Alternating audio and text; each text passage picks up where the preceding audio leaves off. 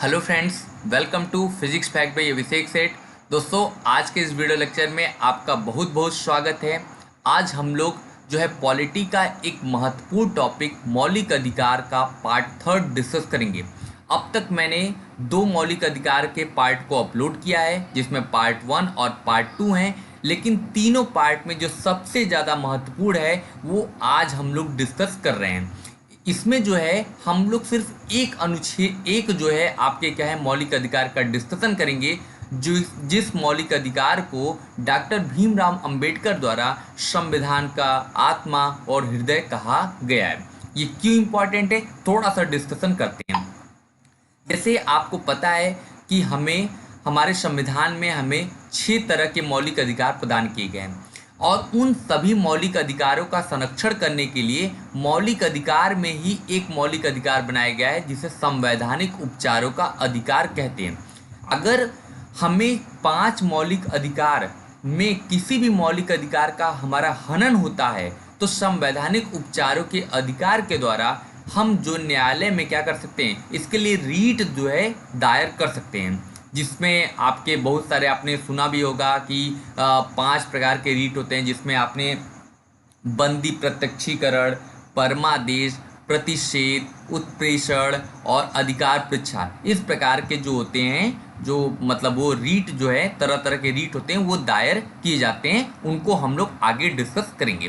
चलिए बात करते हैं संवैधानिक उपचारों के अधिकार को डॉक्टर भीमराव अंबेडकर ने संविधान की आत्मा, ध्यान रखिएगा ये क्वेश्चन आपके वन लाइनर या वनडे एग्जाम के लिए मोस्ट इंपॉर्टेंट है कि संवैधानिक उपचारों को के अधिकार को डॉक्टर भीमराव अंबेडकर ने संविधान की आत्मा और हृदय कहा है। अच्छा फ्रेंड्स, अगर इसका जो है आपको पीडीएफ चाहिए तो इसका जो है पीडीएफ मैं एक डिस्क्रिप्शन में टेलीग्राम ग्रुप का लिंक दे दूंगा। उस लिंक पर जाकर आप इसके पीडीएफ को बड़े आराम से डाउनलोड कर सकते हैं। तो आप वहां पे टेलीग्राम ग्रुप में भी मेरे साथ जुड़ जाइए कि वहां पे मैं पीडीएफ आपको इन्हीं वीडियो की पीडीएफ आपको प्रोवाइड करूंगा, जिससे आपको नोट्स बनाने की जरूरत नहीं पड़ेगी। तो चलिए फ्रेंड्स आगे बढ़ते हैं। संवैधानिक उपचारों के तहत यदि ऊपर दिए गए किसी भी मौलिक अधिकार का हनन होता है तो अनुच्छेद 32, ध्यान रखिएगा इसको, ये भी वन लाइनर की तरह आपके बहुत ज़्यादा इंपॉर्टेंट है। संवैधानिक उपचारों के तहत यदि ऊपर दिए गए किसी मौलिक अधिकार का हनन होता है तो अनुच्छेद 32 के तहत हम उच्चतम न्यायालय यानी सुप्रीम कोर्ट तथा अनुच्छेद 226 के तहत हम उच्च न्यायालय मतलब हाई कोर्ट में रीट जारी किया जा सकता है। मतलब अगर आप ऐसे समझिए कि अगर कोई चीज़ हमारा मौलिक अधिकार का किसी व्यक्ति, किसी संस्था या जो है किसी सरकार द्वारा हनन होता है, तो हम क्या कर सकते हैं, अनुच्छेद 32 के तहत क्या करेंगे, एससी में यानी सुप्रीम कोर्ट, और जो ये है आपका यानी अनुच्छेद 226 के तहत हम हाई कोर्ट में रीट दायर कर सकते हैं और अपने मौलिक अधिकार की क्षतिपूर्ति भी हम कर सकते हैं। चलिए, तो ये चीज़ आपका हो गया संवैधानिक उपचारों के अधिकार के बारे में। अब हम देखते हैं कि कितने प्रकार के रीट जो है दायर कर सकते हैं। तो रीट कौन कौन से हैं, आपको ये देखा जाए तो रीट आपके टोटल 5 प्रकार के हैं। 5 प्रकार के रीट कौन कौन से हैं, बंदी प्रत्यक्षीकरण, दूसरा है परमादेश, तीसरा, ये थोड़ा सा मिस्टेक हो गया है, ये रीट 5 प्रकार का होता है।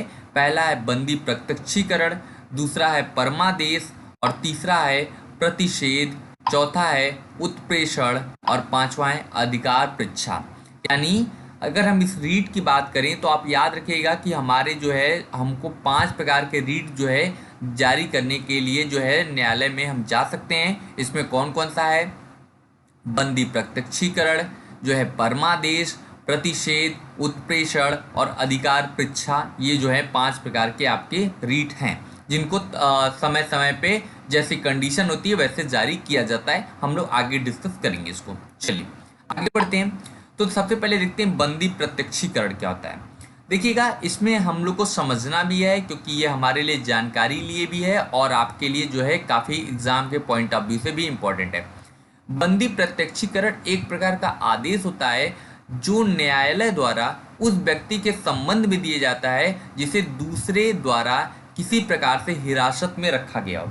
यानी हम ये कह सकते हैं कि अगर कोई व्यक्ति को किसी दूसरे व्यक्ति, संस्था या सरकार द्वारा उसे हिरासत में रखा गया हो तो वो बंदी प्रत्यक्षीकरण के माध्यम से अपने आप को न्यायालय में प्रस्तुत कराने के लिए जो है सरकार को या उस कंपनी को या कह सकते हैं उस व्यक्ति को बाध्य कर सकता है। यानी अगर मान लीजिए सपोज दैट कोई आदमी है, उसको कोई ज़बरदस्ती जेल में बंद किया है, तो इस अपने मौलिक अधिकार के तहत वो क्या कर सकता है कि अपने अपने गुनाह के लिए क्या है वो न्यायालय में उपस्थित हो सकता है और अपने वकील कर सकता है, तरह तरह की, मतलब उसको जेल से निकालकर उसे कोर्ट के सामने उपस्थित किया जाए। इसी को कहते हैं बंदी प्रत्यक्षीकरण। अब हम लोग बात करते हैं परमादेश। परमादेश क्या होता है? परमादेश जो होता है उसकी बात कर लेते हैं। तो परमादेश एक प्रकार का उच्च आदेश होता है जिसके माध्यम से लोक प्राधिकारियों को अपने वैध कर्तव्यों का पालन करने के लिए बाध्य किया जाता है। जैसे अगर हम बात करें कि लेख के माध्यम से जो विभिन्न पदाधिकारी हैं वो क्या कर सकते हैं, उनको कर्तव्य को पालन करने के लिए आदेश दिया जाता है। मान लीजिए जैसे कोई सरकारी कर्मचारी है, वो क्या करता है, अपने जो है कर्तव्यों का पालन नहीं करता, घूस लेता है, समथिंग वगैरह वगैरह, क्या हम कहते हैं भ्रष्ट है, तो उसके खिलाफ भी आप क्या कर सकते हैं, परमादेश जारी कर सकते हैं, जिससे कि वो भी क्या करे, अपने वैध कर्तव्यों को पालन करने के लिए बाध्य हो जाए। क्योंकि अगर वो इससे बाध्य नहीं होता तो न्यायालय उससे क्या कर सकता है, सजा भी दे सकता है। इसलिए इस प्रकार का जो परमादेश वाली चीज़ें हैं ये क्या किया जाता है कि ये सरकारी कर्मचारी या कह सकते हैं जो सरकार के लिए काम करने वाले जो अधिकारी होते हैं उनको उनके वैध कर्तव्यों के पालन करने के लिए जो इस प्रकार के रीट क्या किए जाते हैं, दायर किए जाते हैं। अब हम लोग आते हैं थर्ड पे, इसको बोलते हैं प्रतिषेध। अच्छा प्रतिषेध, अच्छा ये दोनों ऊपर के दोनों तो समझ में आएगी होंगे। बंदी प्रत्यक्षीकरण का मतलब कि यानी हिरासत से निकालने के बाद उसे आप न्यायालय में प्रस्तुत करिए।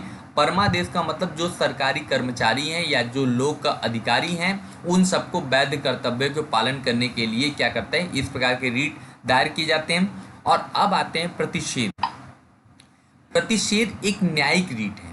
क्या है? एक न्यायिक रीट है। इसको अभी मैं और क्लियर करूंगा। न्यायिक रीट है, ये उच्चतम या उच्च न्यायालय द्वारा अपने अधीनस्थ न्यायालयों या अर्ध न्यायिक न्यायाधिकरणों को जारी करने के लिए एक विशेषाधिकृत है।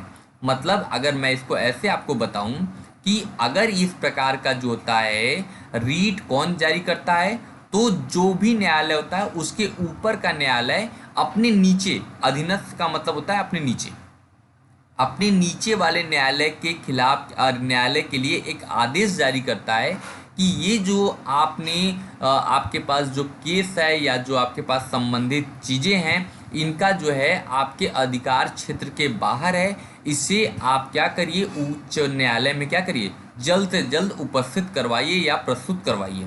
यानी प्रतिषेध के माध्यम से जो होता है उच्च न्यायालय यानी हाई कोर्ट जो है अपने नीचे वाले न्यायालय को, और उच्चतम न्यायालय जो है वो उच्च न्यायालय को क्या कर सकता है, एक जो है वो आदेश दे सकता है कि ये आपके न्यायिक क्षेत्र के बाहर की चीज़ें हैं, कृपया इसे आप हाथ न लगाएं और इसे जल्द से जल्द मेरे पास भेजने का कष्ट करें। इस प्रकार का जो होता है प्रतिषेध होता है। आगे बढ़ते हैं। तो अब है उत्प्रेषण। उत्प्रेषण देख लेते हैं। उत्प्रेषण जो है एक न्यायिक रीट है जिसके द्वारा उच्चतम या उच्च न्यायालय अपने अधीनस्थ न्यायालयों को आदेश दिया जाता है कि उसके द्वारा जो अमुक निर्णय उसके अधिकारिता के बाहर है उसके पुनराविलोकन के लिए मेरे पास भेजें। ध्यान रखिएगा, थोड़ा सा आपको यहीं पे ध्यान रखना है कि जो आपके प्रतिषेध था और जो उत्प्रेषण था दोनों में फर्क ये है कि इसमें क्या होता है, निर्णय के विरुद्ध, देखिए ध्यान रखिएगा, इसमें निर्णय के विरुद्ध क्या करता है, केस के पुनराविलोकन के लिए वो जो है ऊपर का न्यायालय नीचे वाले न्यायालय को आदेश देता है, जबकि वो जो है प्रतिषेध में निर्णय नहीं दिया गया होता है, बस उसमें क्या होता है वो कंटिन्यू रहता है, नीचे वाले न्यायालय में उसको मंगाता है। मेरी बात ध्यान रखिएगा कि अगर मान लीजिए प्रतिषेध की बात करेगा तो प्रतिषेध में जो होता है कोई भी जो होता है उच्च न्यायालय अपने अधीनस्थ न्यायालयों को आदेश देता है कि जिसकी सुनवाई आप कर रहे हो वो आपके जो है क्या है अधिकारिता क्षेत्र से बाहर है, उसको जल्द से जल्द मेरे पास भेजें। लेकिन इसमें क्या होता है, इसमें ये होता है कि इसमें जो होता है, जो नीचे वाली न्यायालय होती हैं वो उसमें निर्णय अपना दे देती हैं। उस निर्णय को क्या करते हैं, पुनराविलोकन करने के लिए, यहाँ पे आप देख सकते हैं पुनराविलोकन, यानी जो है पुनराविलोकन करने के लिए, यानी पुनः सुनवाई करने के लिए उच्च न्यायालय अपने अधीनस्थों न्यायालयों को क्या करता है, इस प्रकार का आदेश देता है। तो मुझे लग रहा है क्लियर हो गया होगा उत्प्रेषण क्या होता है। उत्प्रेषण के माध्यम से इस प्रकार की प्रक्रिया होती है जो निर्णय के विरुद्ध होती हैं, और उसमें क्या होता है, जो वहाँ पर केस चल रहा है या कंटिन्यू हो रहा है। ओके, आगे बढ़ते हैं। अधिकार परीक्षा, यह रीट द्वारा जो है न्यायालय सार्वजनिक पद पर कार्य कर रहे किसी लोक प्राधिकारी से यह पूछ सकती है कि जिस पद पर वो कार्य कर रहे हैं उस कार्य करने का उन्हें वैधानिक रूप से अधिकार है या नहीं। यानी हम ये कह सकते हैं कि किसी भी सार्वजनिक पद पर कार्य करने वाले किसी अधिकारी से जो है इस रीट के माध्यम से उनके वैधानिक रूप से अधिकार है या नहीं है, इससे क्या करता है, संबंधित प्रश्न को पूछा जा सकता है। ये सिर्फ सरकारी के लिए, किसी प्राइवेट जो है मेंबर के लिए या प्राइवेट कर्मचारी के लिए नहीं है, सिर्फ सरकारी कर्मचारी के लिए है कि उससे ये पूछा जा सकता है कि आप जिस पद पर कार्य कर रहे हो क्या उसका वैधानिक अधिकार आपके पास है या नहीं। उपयुक्त अगर मान लीजिए उनके खिलाफ जो वो किया जा रहा है, यानी जो अपना उत्तर दिया जाता है, अगर वो संतोषजनक नहीं हुआ और ये कहीं से उसमें झूठ या फरेब मिलता है तो उन्हें उनके पद से हटा भी दिया जाएगा और साथ ही कुछ न कुछ क्या कहिएगा, दंड भी दिया जा सकता है।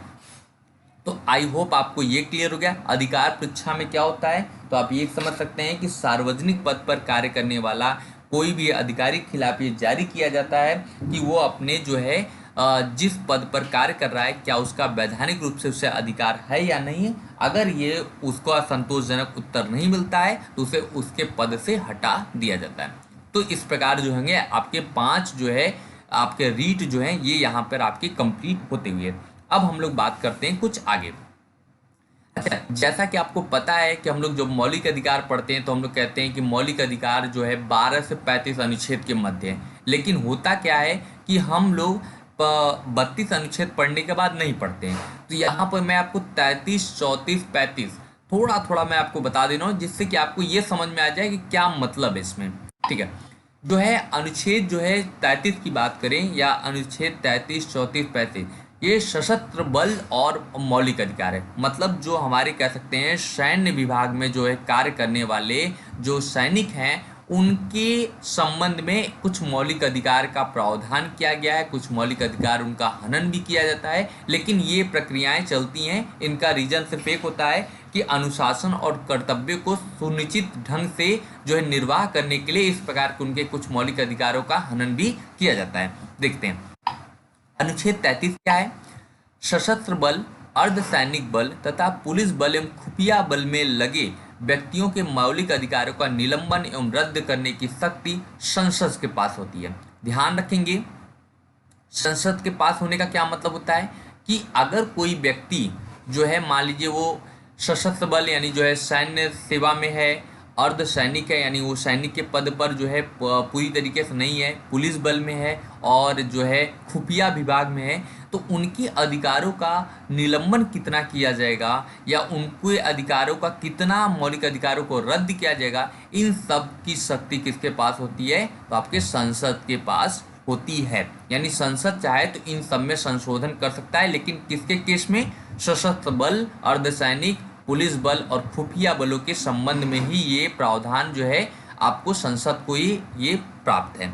आगे बढ़ते हैं तो क्लियर, मतलब ये कह सकते हैं कि अगर सशस्त्र बल हो यानी इन सब यानी पुलिस सेवा में व्यक्ति काम कर रहा हो तो उसके अधिकारों का निलंबन करना और उसमें कितना रद्द करना, इसकी शक्ति किसके पास होगी, संसद के पास होगी। अब अनुच्छेद 34 की बात करते हैं। संसद सेना विधि या मार्शल लॉ, मार्शल लॉ का जो आपका मतलब होता है वो सीधे सीधे होता है सैन्य शासन।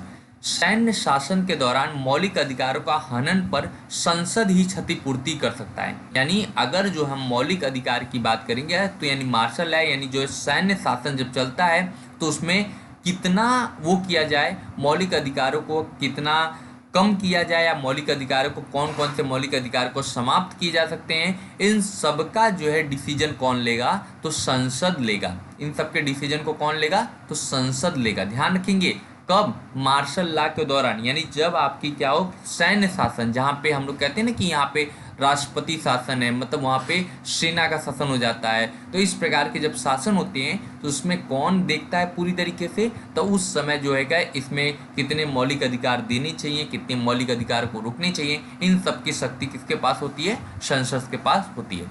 ओके, और इसमें क्या है, कोई भी व्यक्ति न्यायालय में नहीं जा सकता है कि हमारे ये जो है मौलिक अधिकारों का जो है हनन किया गया है, ऐसा कोई भी नहीं कर सकता, क्योंकि ये हमारे संविधान में अनुच्छेद 34 में ये लिखा हुआ है। अब हम बात करते हैं अनुच्छेद 35, जो हमारा एक महत्वपूर्ण अनुच्छेद है। मूल अधिकारों के विषय में संसद की विधि बनाने की शक्ति केवल संसद के क्षेत्राधिकार में होगी, विधानमंडल नहीं। मतलब आप ये समझ सकते हैं कि अगर मूल अधिकार यानी सैन्य से संबंधित जो मूल अधिकारों में हम वो कमी कर रहे हैं, या हम कह सकते हैं उसको रद्द कर रहे हैं, इसकी शक्ति केवल किसके पास होगी, संसद के पास होगी, किसी राज्य के विधानमंडल के पास नहीं होगी। ये भी आपके लिए एक इम्पॉर्टेंट है कि मतलब अगर मान लीजिए जैसे जम्मू कश्मीर का है, या जम्मू कश्मीर में हम कह सकते हैं कि जैसे आपके विधानसभा है, या जो ये सब देख सकते हैं विधान परिषद है, तो इन सब में क्या किया जा सकता है कि मतलब वो उस तरीके की बात नहीं की जा सकती है कि ये कब जो है ये जम्मू कश्मीर के विधानमंडल द्वारा तय किया जाएगा, ये नहीं, ये इसको कौन तय करेगा, जो भारत की संसद है उसके द्वारा ही तय किया जाएगा।